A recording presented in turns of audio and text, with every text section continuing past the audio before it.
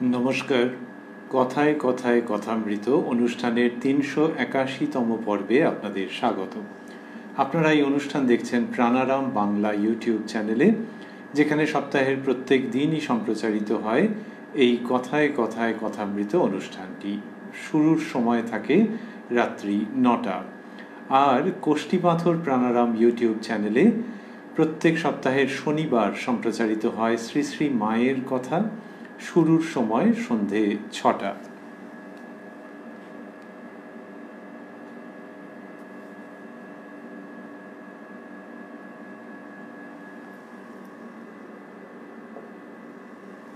শ্রী শ্রী রামকৃষ্ণ কথামৃততে আমরা গতদিন ছিলাম এবং আজকেও গতদিনের মতোই অবস্থান করব ১ মার্চ ১৮৮৫ পুণ্য প্রসঙ্গে। যে দিনটি ছিল দোলযাত্রা। শ্রীরামকৃষ্ণ দক্ষিণেশ্বরে অবস্থান করছিলেন। উপস্থিত ছিলেন নরেন্দ্রনাথ সহ বিভিন্ন ভক্তবৃন্দ। শ্রীরামকৃষ্ণ কথা বলছিলেন এবং নরেন্দ্রনাথকে তিনি জিজ্ঞাসা করলেন যে তিনি গিরিশ ঘোষের কাছে বেশি যাতায়াত করেন কিনা। সেই প্রসঙ্গে শ্রীরামকৃষ্ণ বলছেন, আমরা গতকাল শুনেছিলাম যে গিরিশের রসুন গোলা বাটি এই রকম বলে বেশি সঙ্গ করতে বারণ করছেন, যে গিরিশের থাক আলাদা। সেই প্রসঙ্গ গতকাল আমরা শ্রবণ করেছি। যতদূর অবধি শুনেছি সেখানে দেখেছি যে ওই নরেন্দ্রনাথকে ওইসব কথা বলবার পর তিনি ধর্মের উচ্চতম আদর্শের কথা বলেছেন এবং কামিনী কাঞ্চনকে কিভাবে ঈশ্বরেরই সৃষ্টির অংশ রূপে জ্ঞান করে নমস্কার করে ত্যাগ করতে হবে, সেই সব প্রসঙ্গ অসামান্যভাবে তিনি করেছেন।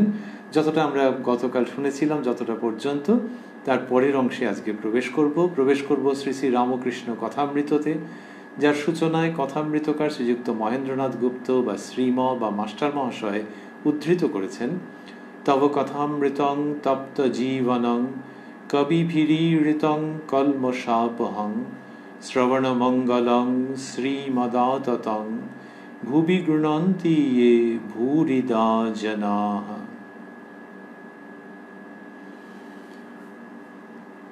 মনমোহন বাবুর কথা লিখছেন কথামৃতকার। তিনি উপস্থিত রয়েছেন। তিনি শ্রীযুক্ত রাখালচন্দ্র, অর্থাৎ উত্তরকালে যিনি স্বামী ব্রহ্মানন্দজি, তার নিকটাত্মীয়।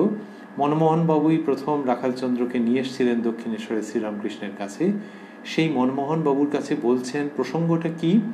আগের দিন আমরা যেখানটা শুনেছিলাম সেখানে দেখেছিলাম যে শ্রীরামকৃষ্ণ একটু আক্ষেপের উক্তি করে খুব সদর্থক জায়গায় সেটিকে স্থাপন করে দিচ্ছেন অচিরেই।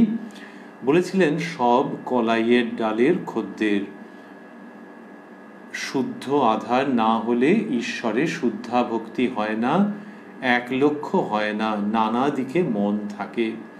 এই যে প্রসঙ্গ বলেছিলেন সেই উচ্চ তানে যেখানে ধরে দিয়েছেন পুরো বিষয়টিকে, সেইখানেই তিনি মনমোহন বাবুকে বলছেন।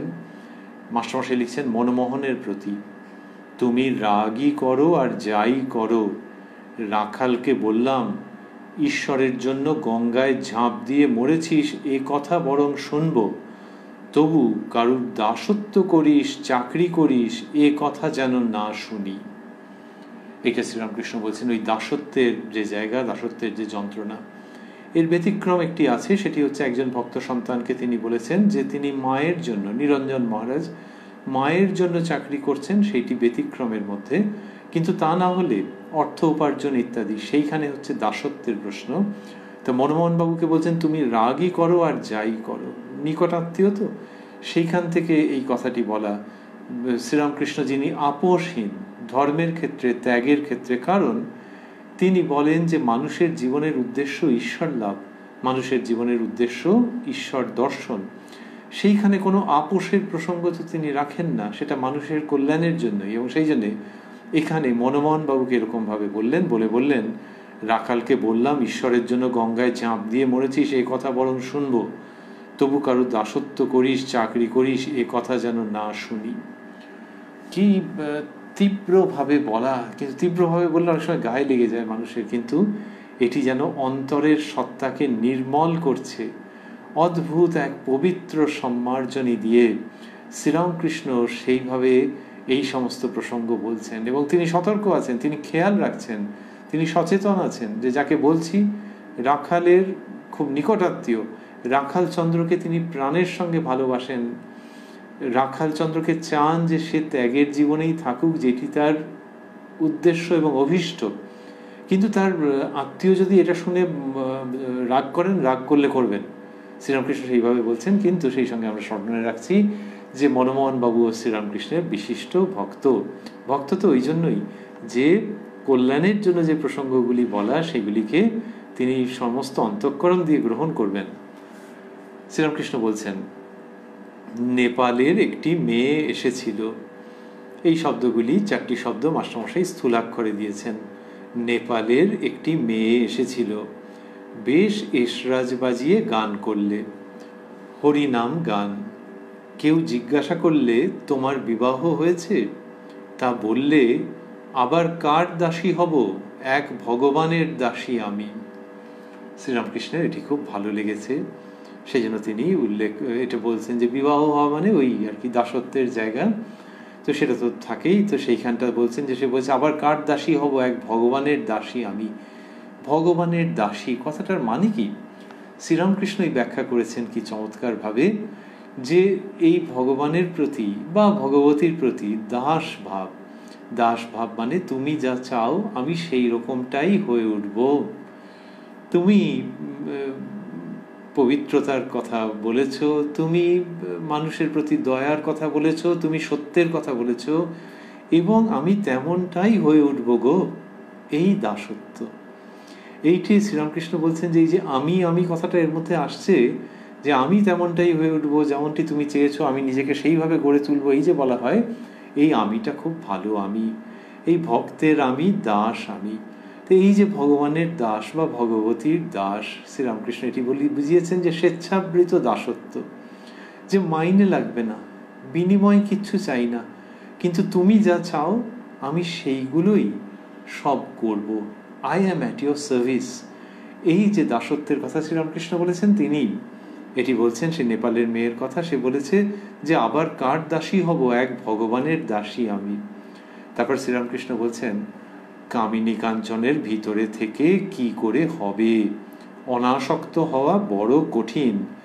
একদিকে মেঘের দাস, একদিকে টাকার দাস, আর একদিকে মনিবের দাস, তাদের চাকরি করতে হয়। এটা বলে প্রসঙ্গটিকে আরো বিশদ করছেন, বোঝাচ্ছেন উদাহরণ সহযোগে। একটি ফকির বনে কুটির করে থাকত। তখন আকবর শাহ দিল্লির বাদশাহ। ফকিরটির কাছে অনেকে আসত।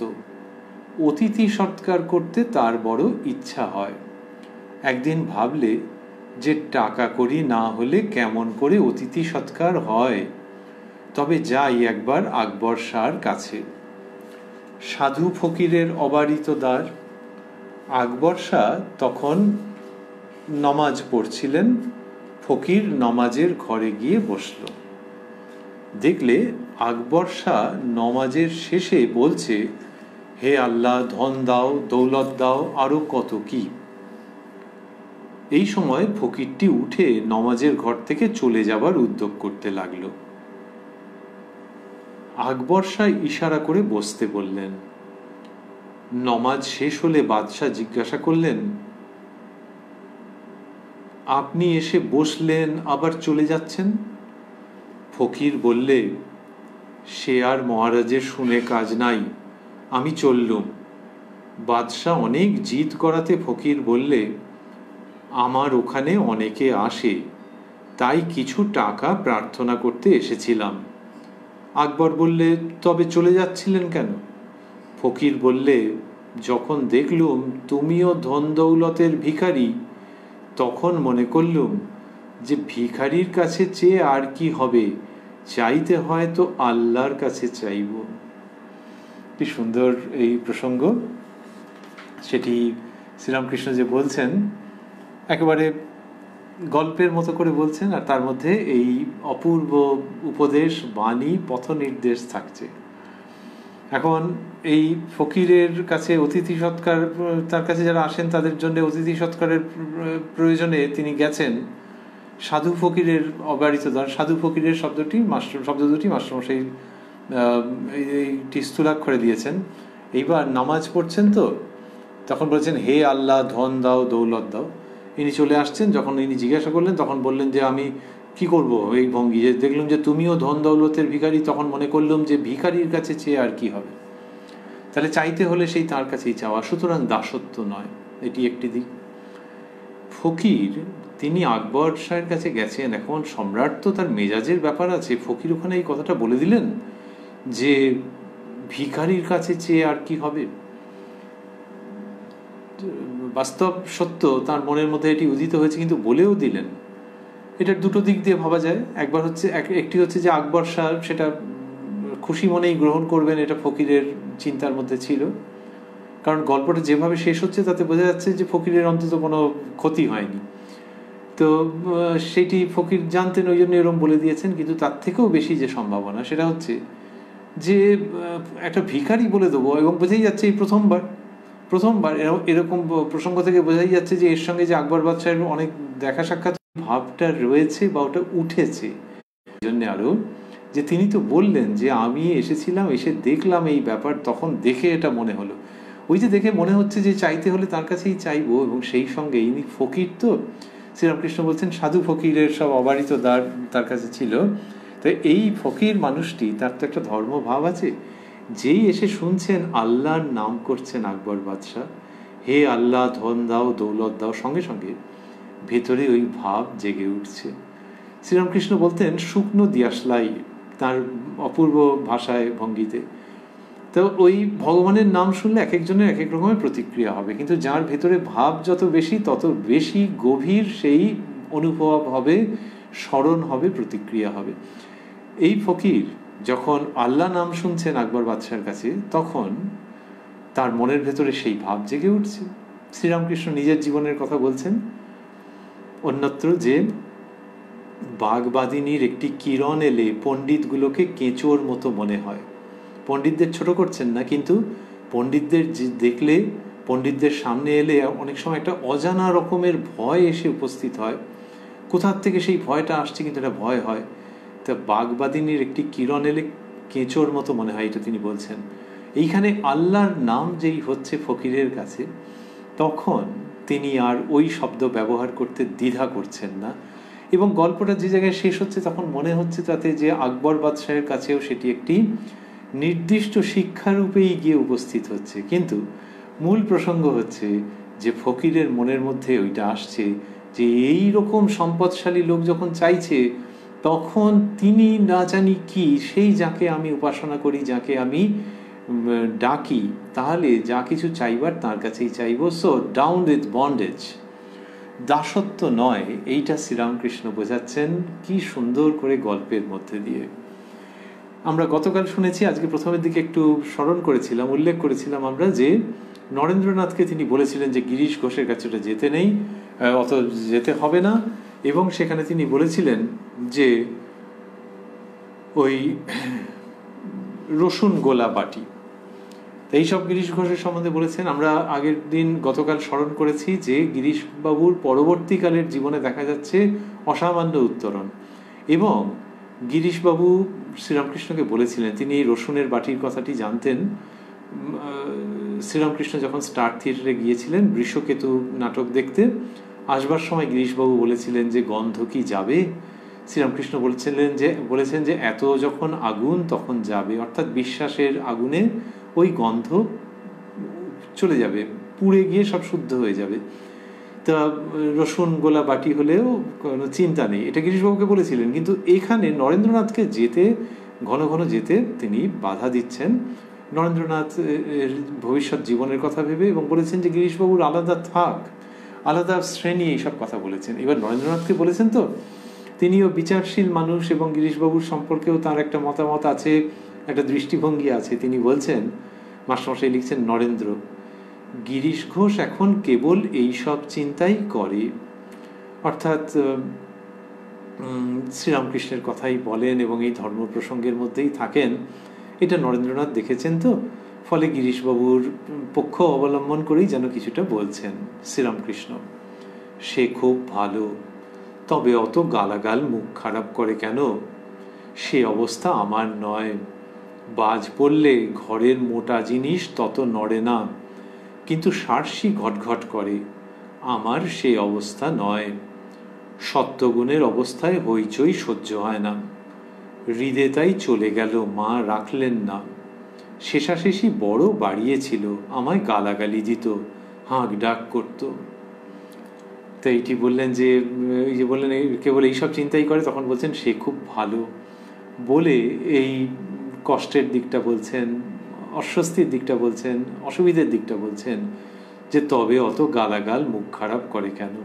গিরিশবাবুর তো ওই যে আমরা স্মরণ করছিলাম যে এখনো সেই পূর্ণ উত্তরণ হয়নি, তো সেই জন্যই তো শ্রীরামকৃষ্ণ এইসব বলছেন।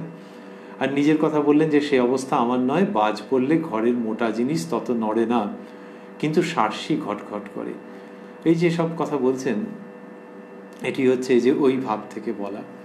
তা যে যখন ভেতরে কোনো বস্তু লাভ হয়, তখন যদি সেই রকম গভীরতা না থাকে, তাহলে নানান রকমের বাহ্য প্রকাশ দেখা যায়। আর গিরিশ এরকম গালাগাল মুখ খারাপ করে। আর তো বলছেন যে আর আমার এই সত্যগুণের অবস্থা, আমার সেই অবস্থা নয়, সত্যগুণের অবস্থায় হইচই সহ্য হয় না। এই নিজের যে অস্বস্তি অসুবিধা সেটা বলছেন, বলে হৃদয়রামের কথা বললেন যে সে এরকম করতো, শেষাশেষি বড় বাড়িয়েছিল, এই হৃদয়রামের কথা বললেন এবং বলেছেন যে হৃদে তাই চলে গেল, মা রাখলেন না। শ্রীরামকৃষ্ণ এইসব প্রসঙ্গ আনছেন। তারপর গিরিশ ঘোষের প্রসঙ্গে জিজ্ঞাসা করছেন নরেন্দ্রনাথকে, বলছেন গিরিশ ঘোষ যা বলে তোর সঙ্গে কি মিলল? নরেন্দ্রনাথ যেখানে গিরিশের প্রশংসা করেছেন গিরিশবাবুর, তো শ্রীরামকৃষ্ণ এটি জিজ্ঞাসা করছেন যে গিরিশ ঘোষ যা বলে তোর সঙ্গে কি মিলল? নরেন্দ্র: আমি কিছু বলি নাই, তিনিই বলেন, তাঁর অবতার বলে বিশ্বাস, আমি আর কিছু বললুম না। নরেন্দ্রনাথের উক্তিও খুব আনন্দপূর্ণ, মজার, কি গভীর একটা সম্পর্কের জায়গা, সেটা অল্প একটু প্রকাশিত হচ্ছে। যখন বলছেন যে গিরিশ ঘোষ, শ্রীরামকৃষ্ণ বলছেন গিরিশ ঘোষ যা বলে তোর সঙ্গে কি মিলল, তখন নরেন্দ্র বলছেন আমি কিছু বলি নাই, মানে মেলা টেলার ব্যাপার জানি না, তিনি বললেন তার অবতার বলে বিশ্বাস, আমি আর কিছু বললুম না। এর মধ্যে দুটো দিক আছে। একটা হচ্ছে যে শ্রীরামকৃষ্ণের এই প্রশ্নের উত্তরে হ্যাঁ বলা, যে মানে গিরিশবাবুর বা নরেন্দ্রনাথ আগে যেটা বলেছেন যে কেবল এইসব চিন্তাই করে, সেটাকে কনসলিডেট করা, যে হয়তো আপনাকে অবতার বলে বিশ্বাস করে। শ্রীরামকৃষ্ণ যে তার অপেক্ষায় আছেন তা নয়, কিন্তু গিরিশবাবুর এইটা মনের অবস্থা, এটি হচ্ছে একটি দিক। আরেকটি দিক হচ্ছে যে আমি আর কিছু বললুম না, তার মানে তিনি নিজে স্বীকার করবেন না শ্রীরামকৃষ্ণের সামনে। এই শ্রীরামকৃষ্ণের সন্তান নরেন্দ্রনাথ, যিনি যেন ফাইট করছেন, এই ফাইট শব্দটাকেই তিনি একরকম বলেছেন সিস্টার নিবেদিতার কাছে, অনেক পরে বলেছেন যে আই ফট with my master for 6 long years and that's why I know every inch of the way. আমার গুরুদেবের সঙ্গে দীর্ঘ 6টি বছর ধরে আমি সংগ্রাম করেছি এবং সেই জন্য এই পথের ইঞ্চি ইঞ্চি আমার জানা। তো এই যিনি সংগ্রাম করেছেন তিনি সামনে এরকম বলবেন না, তাই বললেন গিরিশবাবুর কথা বললেন তাঁর অবতার বলে বিশ্বাস, আমি আর কিছু বললুম না। এটা বলছেন নরেন্দ্রনাথ, এবং সেই নরেন্দ্রনাথ যিনি উত্তরকালে অবতারদের মধ্যে যিনি সর্বশ্রেষ্ঠ, সেই শ্রীরাম। তো এখানে দেখা যাচ্ছে যে নরেন্দ্রনাথ তার ভেতরে যা বোধই থাকুক না কেন, যে অনুভূতিই থাকুক না কেন, সেটা প্রকাশ করছেন না ঠাকুরের সামনে। শ্রীরামকৃষ্ণ বলছেন কিন্তু খুব বিশ্বাস দেখেছিস, এটি বলছেন ভক্তেরা, গিরিশবাবুর কথা বললেন যে কিন্তু খুব বিশ্বাস দেখেছিস, এই করে প্রসঙ্গটা একটা শেষের দিকে যাচ্ছে, কিন্তু তারপরে আবার নতুন করে শুরু হবে, কি অপূর্বভাবে। কোনটা? ওই যে নরেন্দ্রনাথকে বলেছেন গিরিশবাবুর কাছে বেশি না যেতে, ওই প্রসঙ্গটা একটা সমাপন হলো এরকম একরকম। বললেন শ্রীরামকৃষ্ণ কি সুন্দর, যে কিন্তু খুব বিশ্বাস দেখেছিস, ভেতরে ভেতরে খচখচ করছে যে নরেন বেশি গেলে আবার তার ভাব রক্ষা হবে তো। এইরকম ভাবে এসে শেষ হচ্ছে। মাস্টারমশাই লিখছেন ভক্তেরা এক দৃষ্টে দেখিতেছেন, ভক্তেরা এক দৃষ্টে দেখিতেছেন, ঠাকুর নিচেই মাদুরের উপর বসিয়া আছেন, কাছে মাস্টার, সম্মুখে নরেন্দ্র, চতুর্দিকে ভক্তগণ। এইবার একটা অদ্ভুত সূচনা।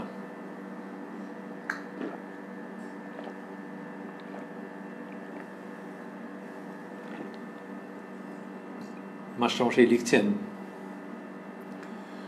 ঠাকুর একটু চুপ করিয়া নরেন্দ্রকে সস্নেহে দেখিতেছেন, কিয়ৎক্ষণ পরে নরেন্দ্রকে বলিলেন,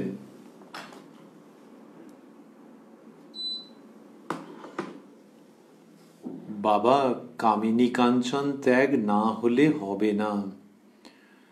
বলিতে বলিতে ভাবপূর্ণ হইয়া উঠিলেন। সেই করুণা মাখা সস্নেহ দৃষ্টি, তাহার সঙ্গে ভাবন্মত্ত হইয়া গান ধরিলেন, কথা বলতে ডরাই, না বললেও ডরাই, মনে সন্দেহ হয় পাছে তোমা ধনে হারাই হারাই। আমরা জানি যে মন তোর, দিলাম তোকে সেই মন্তর, এখন মন তোর, আমরা যে মন্ত্রে বিপদেতে তরি তরাই। মাস্টারমশাই লিখছেন, শ্রীরামকৃষ্ণের যেন ভয়, বুঝি নরেন্দ্র আর কাহারও হইল, আমার বুঝি হল না। নরেন্দ্র অশ্রুপূর্ণ লোচনে চাহিয়া আছেন। ওই যে মেঝেতেই বসে আছেন, আগের দিন আমরা শুনেছি যে নরেন্দ্র বসে আছেন, শ্রীরামকৃষ্ণ মেঝেতে এসে বসলেন মাদুরের উপর। তো ঠাকুর নিচেই মাদুরের উপর বসিয়ে আছেন, এই দিনের লিখছেন মাস্টারমশাই, মানে সেই দিনের প্রসঙ্গ আজকে আমরা শুনছি। তো আগের দিনের পরেরটা, কাছে মাস্টার, সম্মুখে নরেন্দ্র, চতুর্দিকে ভক্তগণ। ঠাকুর একটু চুপ করিয়া নরেন্দ্রকে সস্নেহে দেখিতেছেন। অর্থাৎ এই যে ছেলেকে বললাম, এইগুলো বলে কি ঠিক করেছি কি না, আমি তো একে খুব ভালোবাসি, একে আগলে রাখতে চাই। আর গিরিশের মতো, সে তো অন্য রকম, নরেন আবার কে তার কাছে যাচ্ছে, আর নরেনের যখন যেটা মাথায় ওঠে, এরকম যেন শ্রীরামকৃষ্ণের ভাব। তো সেই জন্যই ওকে বলেছি, অন্য কোনো কারণে কি বলেছি? আর ছেলে বসে আছে, দেখো মনের মধ্যে কি ভাবছে কি জানি। কিয়ৎক্ষণ পরে নরেন্দ্রকে বলিলেন, বাবা, কামিনী কাঞ্চন ত্যাগ না হলে হবে না। অর্থাৎ এই জন্য তোমায় বলেছি বাবা, রাগ করো না। বলিতে বলিতে ভাবপূর্ণ হইয়া উঠিলেন। সেই করুণামাখা সস্নেহ দৃষ্টি, তাহার সঙ্গে ভাবন্মত্ত হইয়া গান ধরিলেন, কথা বলতে ডরাই, না বললেও ডরাই। কথা বলতে ডরাই শব্দগুলি স্থূলাক্ষরে দেওয়া আছে। কথা বলতে ডরাই, না বললেও ডরাই, মনে সন্দেহ হয় পাছে তোমা ধনে হারাই হারাই। এইরকম শ্রীরামকৃষ্ণ যে গেয়েছেন, মাস্টারমশাই ব্যাখ্যা করে এক লাইনে বলছেন, শ্রীরামকৃষ্ণের যেন ভয়, বুঝি নরেন্দ্র আর কাহারও হইল, আমার বুঝি হলো না। তাই আমার হওয়া মানে কি? মানে হচ্ছে শ্রীরামকৃষ্ণের যে ভাব, সেই ভাব নিয়ে নরেন্দ্রনাথ জীবন যাপন করবেন, সেই ভাব পৃথিবীর মানুষের কাছে, তাপদগ্ধ মানুষের কাছে তিনি পৌঁছে দেবেন। শ্রীরামকৃষ্ণের বার্তাবহ হয়ে জগতের মানুষের শোক তাপ নিবারণ করবেন। এই জন্যই নরেন্দ্রনাথকে নিয়ে শ্রীরামকৃষ্ণের এত চিন্তা। শ্রীরামকৃষ্ণের নরেন্দ্র সাধনা লিখেছেন একজন সন্ন্যাসী মহারাজ। এই যে সাধনা, সেইখানে দেখা যাচ্ছে যে তিনি এইরকমভাবে যে গান গেয়েছেন, নরেন্দ্রনাথ বুঝতে পারছেন যে এই গান যে শুধু শ্রীরামকৃষ্ণের শ্রীমুখ থেকে উত্থিত হয়ে নরেন্দ্রনাথের কর্ণে প্রবেশ করছে তাই নয়, শ্রীরামকৃষ্ণের হৃদয় নরেন্দ্রনাথের হৃদয়কে আলিঙ্গন করছে। উনি কেঁদে ফেলেছেন। মাস্টারমশাই লিখছেন যে নরেন্দ্র অশ্রুপূর্ণ লোচনে চাহিয়া আছেন। এই চাহিয়া থাকাটা যে সেই 1 মার্চ 1885তেই হয়েছে তা নয়, এটা জীবনভর হয়েছে। নরেন্দ্র বা বিবেকানন্দ অশ্রুপূর্ণ লোচনে শ্রীরামকৃষ্ণের দিকে চাহিয়া আছেন। এটি স্বামীজির সমগ্র জীবন দেখলেই বুঝতে পারা যায়। সেখান থেকে নতমস্তকে শিক্ষা গ্রহণ করবার ইচ্ছা জাগে। বাহিরের একটি ভক্ত ঠাকুরকে দর্শন করিতে আসিয়াছিলেন। তিনিও কাছে বসিয়া সমস্ত দেখিতেছিলেন ও শুনিতেছিলেন। ভক্ত: মহাশয়, কামিনী কাঞ্চন যদি ত্যাগ করতে হবে তবে গৃহস্থ কি করবে? শ্রীরামকৃষ্ণ: তা তুমি করো না, আমাদের অমনি একটা কথা হয়ে গেল। যে নরেন্দ্রনাথের সঙ্গে যেটা হয়েছে সেই গভীরতায়, সেই ব্যাপ্তিতে অন্য মানুষ তো বুঝতে পারছেন না, দুম করে এই প্রসঙ্গ করা। তো শ্রীরামকৃষ্ণ এইভাবে তাকে নিরস্ত করছেন। মহিমাচরণ, শ্রীরামকৃষ্ণ মাস্টারমশাই লিখছেন যে মহিমাচরণ চুপ করিয়া বসিয়া আছেন, মুখে কথাটি নাই। এর আগে আমরা পেয়েছি মহিমাচরণের কাছ থেকে শ্রীরামকৃষ্ণ স্তব শুনতে চেয়েছেন।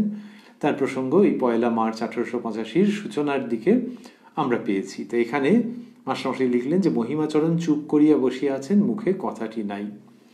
শ্রীরামকৃষ্ণ মহিমার প্রতি, মানে মহিমাবাবু বিস্ময়ে স্তম্ভিত হয়ে গেছেন যে উচ্চতায় পুরো প্রসঙ্গ, পুরো পরিবেশ আরোহণ করছে। শ্রীরামকৃষ্ণ মহিমার প্রতি, এগিয়ে পড়ো। এগিয়ে পড়ো শব্দ দুটি স্থূলাক্ষরে দেওয়া আছে। এগিয়ে পড়ো, আরো আগে যাও, চন্দন কাঠ পাবে। আরো আগে যাও, রূপার খনি পাবে। আরো এগিয়ে যাও, সোনার খনি পাবে। আরো এগিয়ে যাও, হিরে মানিক পাবে। এগিয়ে পড়ো। এটি বলছেন যে ওই মহিমাচরণ বাবু, উনি বেদান্ত চর্চা করতেন, একটু বিদ্যাভিমান ছিল, তো উনি চুপ করে আছেন। তো শ্রীরামকৃষ্ণ এরকম বলছেন, এগিয়ে পড়ো। এবং সেখানে বললেন যে আরো আগে যাও, চন্দন কাঠ পাবে, রূপার খনি। ওই যে তিনি শুনিয়েছেন, কি সুন্দর করে গল্প বলেছেন যে কাঠুরের প্রসঙ্গ, যে কাঠুরিয়া সে কি করছে, তাকে ব্রহ্মচারী বলে গিয়েছিলেন যে এগিয়ে পড়ো। তা কাঠুরে সেই শুনে আরো এগিয়ে গেল, গিয়ে যত যত এগোচ্ছে, কিছুটা এগোচ্ছে, গিয়ে দেখছে যে চন্দনের বন। তখন সেই সব নিয়ে এলো, নিয়ে এসে অনেক বড় লোক হয়ে গেল। তারপর সে ভাবলো যে ব্রহ্মচারী তো আরো এগিয়ে যেতে বলেছিলেন। তখন গিয়ে দেখছে রূপর খনি, এই সব করে সোনার খনি, হিরে জহরত, সে আন্ডিল হয়ে গেল। একবার করে নিয়ে আসে, তারপর আবার মনে হয় আরো তো এগিয়ে যেতে বলেছিলেন তিনি। তো এইখানে মহিমাচরণ বাবুকে শ্রীরামকৃষ্ণ বলছেন এগিয়ে পড়ো। এই করতে করতে বলছেন আরো এগিয়ে যাও, হিরে মানিক পাবে, এগিয়ে পড়ো। মহিমাবাবু বলছেন, মাস্টারমশাই লিখছেন, মহিমা আগে টেনে রাখে যে এগুতে দেয় না। শ্রীরামকৃষ্ণ সহাস্যে, কেন লাগাম কাটো, তার নামের গুণে কাটো, কালী নামেতে কাল পাশ কাটে। এটি বললেন যে যখন বলছেন যে আগে টেনে রাখে যে এগুতে দেয় না, তখন শ্রীরামকৃষ্ণ সহাস্যে, সহাস্যে মানে ওইটা একরকম তিনি সমর্থন করছেন যে হ্যাঁ, গৃহী মানুষের তো এটা হয় বুঝি। তো সেটা করে তারপরে বলছেন, মানে একরকম এন্ডোর্স করছেন, করে বলছেন যে কেন লাগাম কাটো, তার নামের গুণে কাটো, তার নামের গুণে কাটো। যে তার নামের গুণে এইটা কাটা যায়। ওই যে টেনে রেখে দেয় যে এগুতে দেয় না বলেছেন, তখন বলছেন যে তার নামের গুণে কাটো, কালী নামেতে কাল পাশ কাটে। তাহলে কালী নামে কাল পাশ কাটে, সেই অবলম্বন করো, ঈশ্বরের নাম অবলম্বন করো, তাহলে বন্ধন কেটে যাবে, বন্ধন মুক্ত হবে। তারপরে মাস্টারমশাই লিখছেন নরেন্দ্র, নরেন্দ্র শব্দটি স্থূলাক্ষরে দেওয়া আছে। নরেন্দ্র পিতৃবিয়োগের পর সংসারে বড় কষ্ট পাইতেছেন, তাহার উপর অনেক তাল যাইতেছে। ঠাকুর মাঝে মাঝে নরেন্দ্রকে দেখিতেছেন। ঠাকুর বলিতেছেন, তুই কি চিকিৎসক হয়েছিস? শতমারি ভবেদ বৈদ্য, সহস্রমারি চিকিৎসক। সকলের হাস্য। যে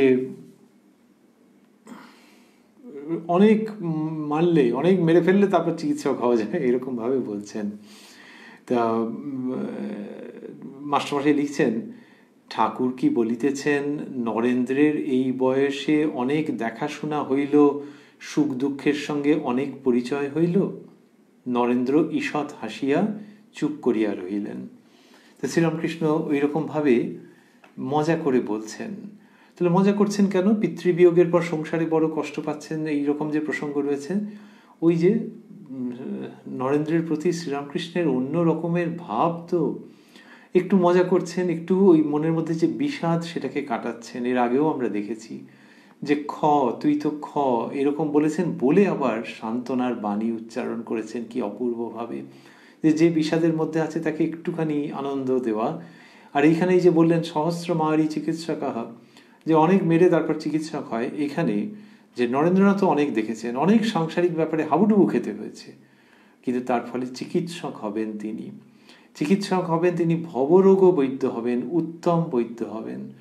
এইটা এর মধ্যে ইঙ্গিত থেকে যাচ্ছে যে পৃথিবী তোমাকে নানান রকমভাবে কষ্ট দিয়েছে, নাকানি চোবানি খাইয়েছে, আহত করেছে, কিন্তু তুমি যে অভিজ্ঞতা অর্জন করছো, তোমার যে অবস্থা লাভ হচ্ছে, তার দ্বারা তুমি সেই অর্থে উদ্ধৃতির মধ্যে চিকিৎসক হবে, ভবরোগ বৈদ্য হবে। কিন্তু এখানে মজা করে বললেন, আর মাস্টারমশাই সেটার ব্যাখ্যা হিসেবে লিখলেন যে ঠাকুর কি বলিতেছেন, নরেন্দ্রের এই বয়সে অনেক দেখাশোনা হইল, সুখ দুঃখের সঙ্গে অনেক পরিচয় হইল। তারপরে লিখছেন নরেন্দ্র ঈষৎ হাসিয়া চুপ করিয়া রহিলেন। এরপরে গান হবে এবং তারপর ঠাকুর শ্রীরামকৃষ্ণ মা কালীর ঘরের দিকে যাবেন। এই যে প্রসঙ্গ সেটি আবার অন্য রকমের মাধুর্য এবং আধ্যাত্মিকতা নিয়ে উপস্থিত হয়।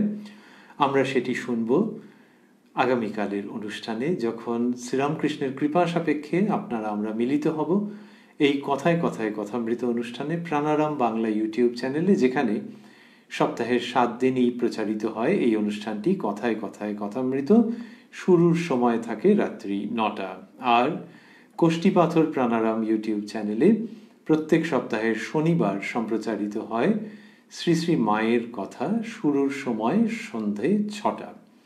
আমরা রয়েছি উদ্বোধন কার্যালয়ের প্রকাশিত শ্রী শ্রী রামকৃষ্ণ কথামৃতের 753 পৃষ্ঠায়।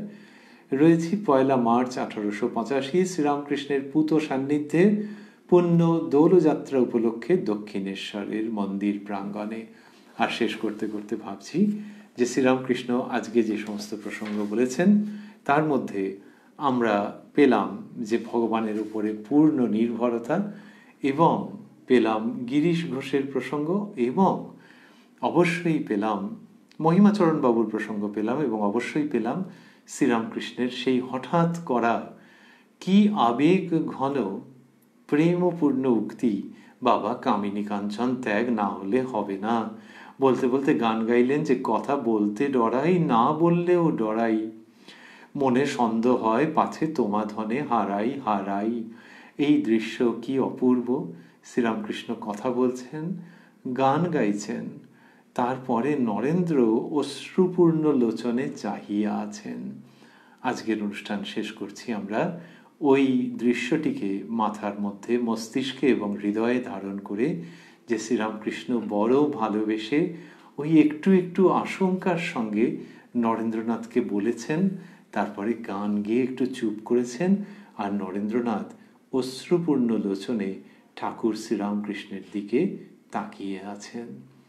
ওং নিরঞ্জনং নিত্যম অনন্ত রূপং ভক্তানুকম্পা ধৃত বিগ্রহং বৈ ঈশাবতারং পরমেশমিড্যং তং রামকৃষ্ণং শিরসা নমামহ।